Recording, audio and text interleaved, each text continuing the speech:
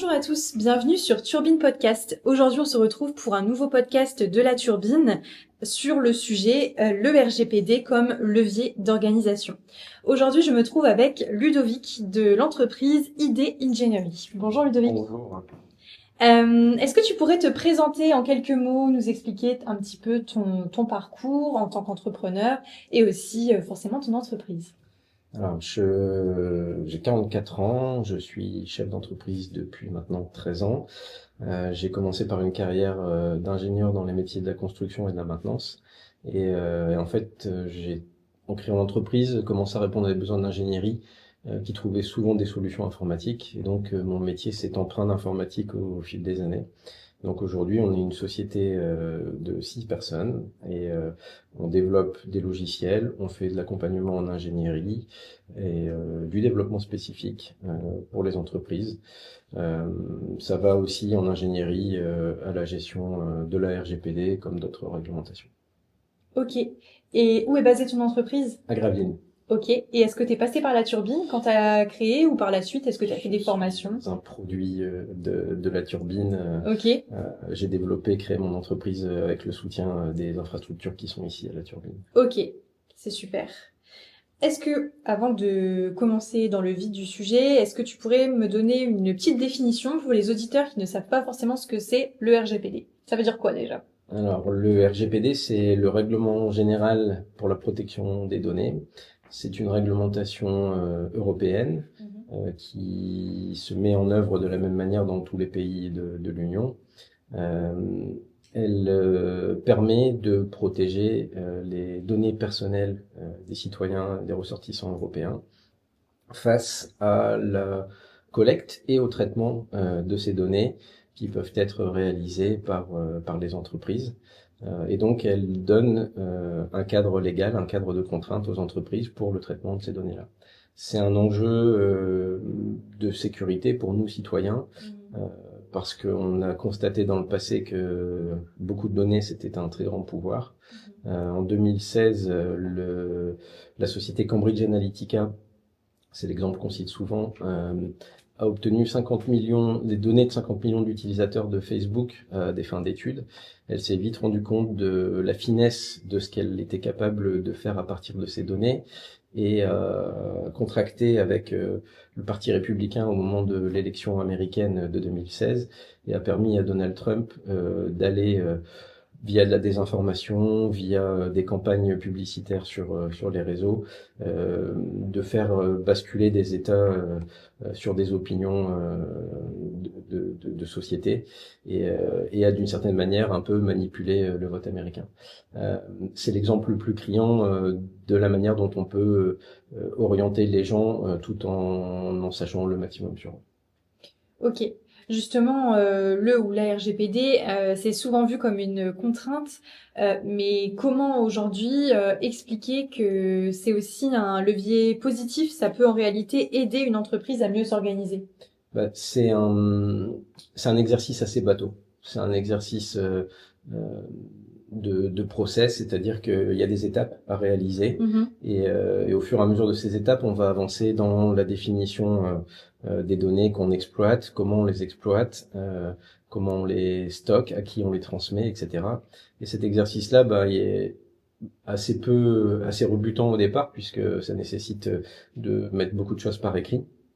Et en revanche, on se rend assez vite compte quand on l'engage cet exercice qu'il permet d'obtenir des bénéfices en termes d'organisation, en termes de simplification de la manière dont on fonctionne. Et le fait de remettre en cause ces processus, c'est un axe de progrès de l'entreprise, quelle que soit la taille de l'entreprise, quelle que soit son organisation.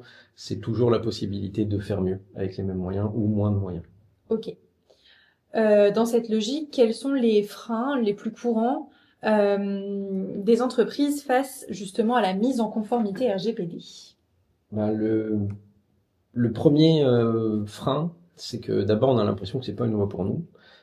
Les petits commerçants, les petits artisans traitent pas le même volume de données que Amazon ou Facebook C'est ou sûr.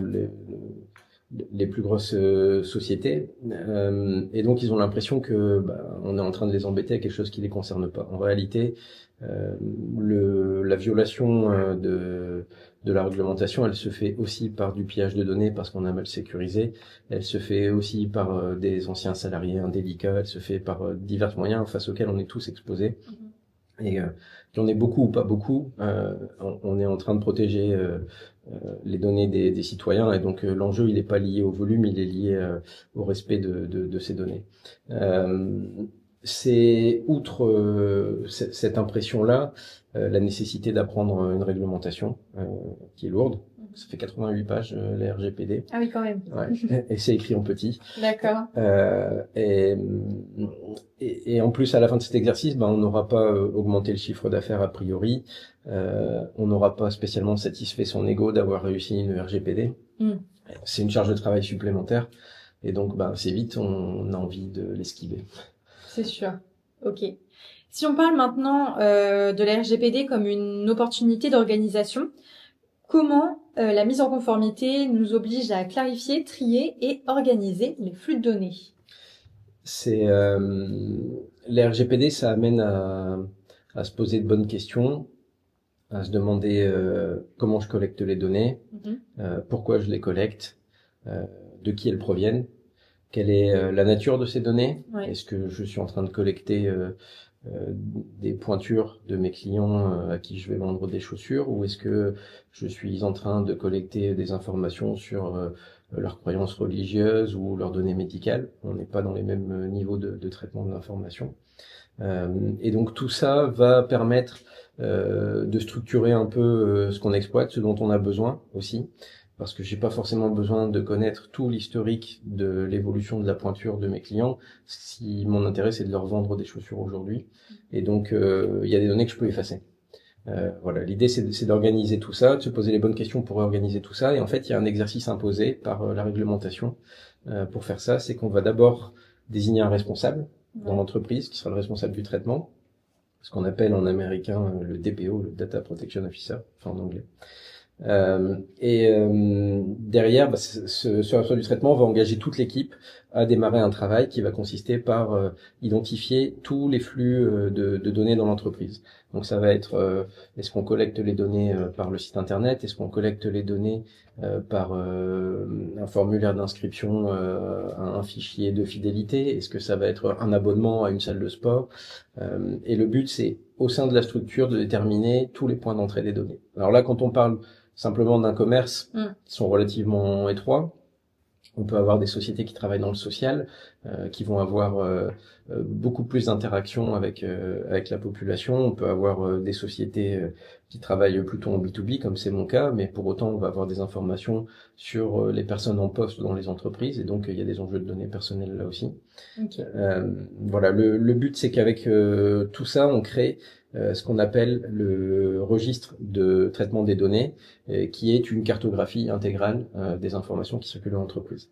Et de ça, on va déterminer tous les écarts à la réglementation pour construire un autre registre qui s'appelle le registre des non-conformités, dans lequel on va structurer, organiser, prioriser un plan d'action pour se mettre en conformité. Il est rare, il est, je dirais presque inexistant, qu'une entreprise qui a jamais fait de démarche RGPD n'ait aucune non-conformité au démarrage. On va avoir une liste d'actions à entreprendre, et puis on va voir qu'elles sont souvent corrélées entre elles, et qu'en réalité, plutôt que de résoudre une problématique ligne par ligne, on va plutôt réorganiser son modèle de traitement de données. Par exemple, au lieu d'avoir des dossiers dans une armoire qui n'est pas sécurisée avec toutes les informations confidentielles de ses clients, et peut-être un disque dur qui est stocké d'une manière un peu plus structurée va résoudre ce problème-là plus d'autres problèmes en même temps. Et donc en fait, cette rationalisation du système d'information va permettre de faire des progrès à la fois sur la conformité, mais aussi réduire des coûts, simplifier la gestion, faire gagner du temps aux salariés d'entreprise. Ok. C'est vrai qu'on pense pas à tout ça derrière la derrière la mise en conformité RGPD, c'est sûr. Est-ce que justement, tu aurais pour nos auditeurs des exemples concrets d'entreprises que ID Engineering a pu accompagner? Ouais, j'ai des exemples concrets d'amélioration, mais pour pas dans les métiers, j'ai accompagné des entreprises dans des métiers très différents et notamment dans le social, j'ai accompagné pas mal d'entreprises dans ce domaine-là, Ok. de soins à domicile et d'assistance à domicile. On a été confronté, par exemple, dans ce cas-là, à des gens qui avaient besoin de suivre des patients chez eux et de se transmettre les infos entre assistantes. Et donc parfois c'était des infos assez engageantes comme le numéro de carte bleue du papy qui a besoin qu'on lui retire 20 € pour la semaine. Ça pouvait être parfois la religion d'une personne qui ne mange pas de porc. Ça pouvait être des informations face auxquelles en fait les assistantes étaient assez mal à l'aise parce qu'elles sentaient bien qu'il y avait un problème à collecter ces informations-là, mais elles connaissaient pas la réglementation, elles savaient pas ce qu'elles avaient le droit ou pas le droit de faire, et elles se rendaient bien compte qu'il y avait un besoin de se transmettre l'information. Et C'est donc, des données sensibles. c'est des données sensibles. Alors, la religion, c'est une donnée sensible. Le numéro de carte bleue, c'est une donnée financière qui est plutôt d'ordre Extra sensible sensible. aussi. Ouais. Et donc, par rapport à tout ça, on a fait de la formation dans Ok. l'accompagnement, c'est-à-dire que ça fait partie des non-conformités qu'on a constatées. Et dans le plan d'action, on a décidé de répondre à ces problématiques-là par de la formation. Et donc, les assistantes à domicile, on leur a présenté un moyen de collecter l'information qui leur était utile. Par exemple, le fait que la personne ne mange pas de porc, c'est une information utile. Le fait qu'elle soit de confession musulmane, c'est pas une information utile pour son accompagnement. Et donc, l'enjeu, il était de leur faire discerner ce qui peut être source de discrimination, une appartenance religieuse, de ce qui est une information pour le quotidien. Ok.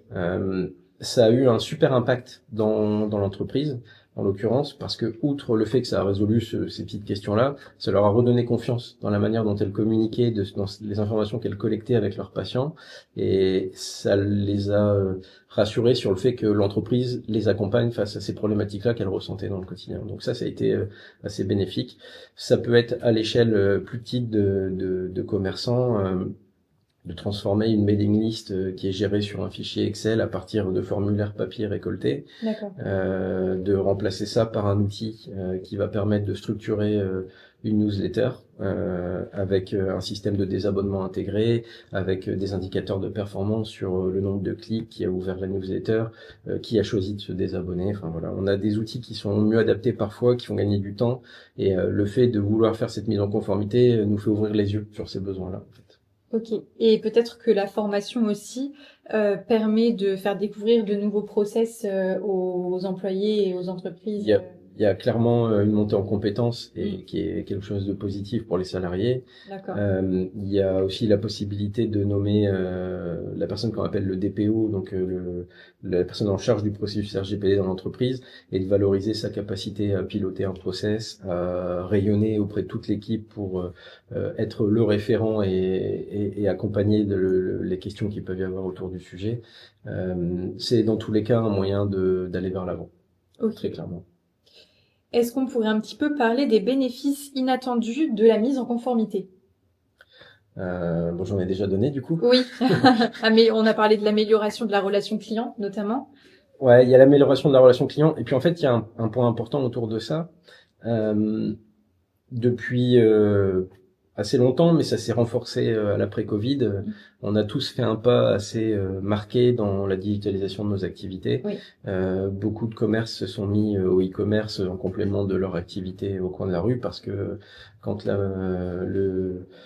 l'épidémie a empêché, la pandémie a empêché les gens de circuler en ville, et ben ceux qui avaient un commerce digital avaient encore la capacité d'avoir des sources de revenus. Et donc tout ça a fait prendre conscience de l'intérêt du digital, et on y est allé un peu vite et parfois très brutalement. L'administration française aussi, parfois très brutalement, avec des process qui sécurisent, avec double authentification, avec des empreintes digitales. Et en fait, une personne de 70 ans dans ce monde-là, aujourd'hui, elle a souvent beaucoup de mal à trouver sa place. C'est brutal comme approche du digital. Aujourd'hui, une RGPD qui est bien structurée, qui va donner beaucoup d'informations, beaucoup de transparence sur la manière dont sont traitées les informations des utilisateurs sur une plateforme, combien de temps on conserve leurs données, à qui elles sont transmises, comment seront éliminées leurs données en fin de processus, les personnes qu'elles peuvent contacter si elles ont des questions, etc. C'est un gage de transparence, c'est quelque chose qui rassure. et qui améliore du coup la relation client et qui peut au final amener une amélioration du chiffre d'affaires ou de la notoriété de l'établissement. Donc ça, c'est un des premiers bénéfices d'une RGPD, c'est de faire jeu de transparence et d'améliorer la communication. Ok. En communication externe. Il y a aussi la communication interne, le fait de valoriser et de faire monter en compétence les salariés. La RGPD, c'est une bonne excuse pour ça, pour impliquer tout le monde dans un processus de progrès collectif. Et donc, c'est quelque chose qui forcément va avoir des effets bénéfiques pour l'entreprise. Ok, super. Si on devait maintenant donner quelques conseils aux entrepreneurs, parce que là je pense qu'on a réussi à convaincre nos auditeurs, les commerçants qui nous écoutent, les chefs d'entreprise, ok, ils sont convaincus, la RGPD c'est important, mais par où commencer quand on veut se mettre en conformité? La première étape, c'est d'écouter ce podcast, parce que c'est un bon niveau d'information. Voilà. La deuxième étape, pour aller plus loin dans l'information, c'est peut-être de visiter le site internet de la CNIL, donc Commission nationale informatique et liberté, qui est en fait l'organisme qui est en charge du traitement de la donnée digitale et au-delà de la donnée d'entreprise, puisque la RGPD est portée par la CNIL en France. Il y a une source, c'est une mine d'informations. Il y a vraiment tout ce qu'il faut savoir sur le process RGPD. Plutôt que de lire les 88 pages de la norme, on peut simplement y trouver une méthodologie, des moyens de mettre en œuvre, etc. Donc c'est une très bonne source d'information pour démarrer. Il y a aussi la Turbine ici, où on a notamment le BGE qui propose des formations sur la question de la RGPD avec des accompagnateurs. Enfin voilà, le but c'est de collecter le maximum d'informations pour comprendre dans quoi on se plonge. L'étape d'après, c'est d'identifier les caractéristiques de son projet. Si mon entreprise a une activité qui nécessite beaucoup de contrats, par exemple je suis une société de services et donc je vais avoir beaucoup de partenaires ou de prestataires derrière moi avec qui je vais contractualiser des relations qui vont avoir pour objet des échanges de données, je vais avoir besoin aussi d'engager mes sous-traitants ou mes prestataires sur la manière de respecter la RGPD. Et donc tout ça, ça nécessite par exemple un caractère juridique assez fort. Et donc le bon partenaire pour ce type de projet, ce serait plutôt un juriste ou quelqu'un qui est cadré sur la RGPD de nature juridique. Ok. Si mon activité, elle est plutôt liée à développer un site internet, par exemple, enfin mon projet est plutôt de développer un site internet pour élargir ma vente au comptoir à de la vente en ligne, et ben je vais plutôt avoir besoin de quelqu'un qui soit lié au domaine du développement et de la conception de site internet et qui va connaître toutes les ficelles pour installer un système de gestion de cookies, par exemple, qui est une des contraintes de la RGPD, ce qui fait qu'aujourd'hui sur les sites internet vous devez donner votre accord systématiquement en arrivant pour la première fois. Et tout ça, ça nécessite des techniques qui sont très maîtrisées par les gens du digital et certainement moins maîtrisées par les juristes. Donc en fait, tout dépend de la nature de votre projet pour déterminer quelle aide dont vous allez avoir besoin. Ok. Et quelles sont les erreurs fréquentes à éviter? La première des erreurs, c'est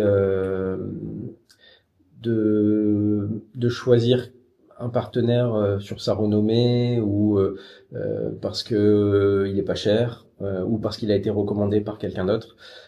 Et c'est en lien avec ce que je viens de dire avant parce que c'est parfois pas la personne adaptée à notre projet et que au-delà de la mise en conformité à la réglementation, puisque la RGPD est une excuse pour faire progresser son entreprise, c'est important d'impliquer les bonnes personnes pour un projet de plus grande envergure. Donc ça, ce serait la première erreur, ce serait de vouloir aller trop vite ou de pas être assez sélectif sur le choix du partenaire s'il y a partenaire. La deuxième erreur, c'est de renoncer, de se dire que on sera pas obligé de sanctions parce qu'on est trop petit et qu'on passera entre les mailles du filet, ou d'abandonner en cours de projet devant la masse de travail. Si on abandonne, c'est facile de s'empêcher l'abandon parce que on peut simplement prendre son temps. C'est-à-dire que la RGPD, c'est un processus qui est jamais terminé, qu'on démarre la mise en conformité RGPD, qu'on démarre et qui va devenir ensuite un processus d'amélioration continue. On va constamment faire évoluer son système, embaucher de nouveaux salariés, rajouter des compétences dans l'entreprise qui vont faire de nouvelles choses. Et donc, il y aura de nouveaux traitements de données. Et donc, il faudra réviser les registres qu'on a créés pour éviter les nouvelles non-conformités. Donc, en fait, c'est quelque chose qui s'arrête jamais. Le tout, c'est d'y mettre la bonne dose d'énergie régulièrement pour que le processus reste opérationnel.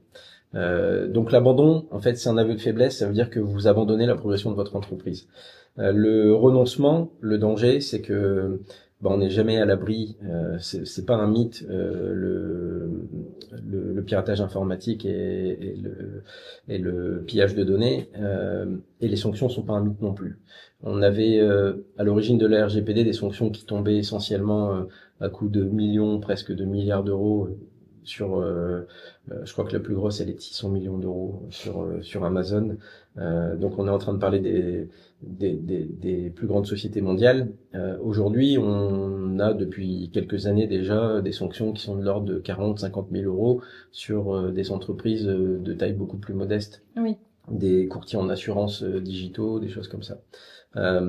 Du coup, la granulométrie en fait du système de sanctions, elle est en train de s'affiner. Et surtout si vous êtes l'objet d'un pillage et que vous êtes mal intervenu et que quelqu'un s'en plaint auprès de la CNIL, les sanctions vont tomber assez vite et elles peuvent être assez dissuasives si vous n'avez pas fait l'effort d'essayer. Ok. Bon, je pense qu'on a abordé un maximum de sujets dans ce podcast. Si on devait faire un petit récapitulatif des idées clés.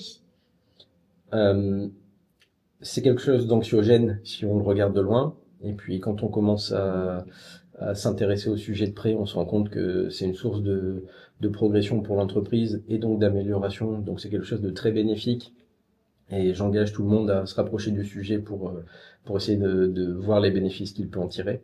Et aussi de sécurité en soi. Et de sécurité.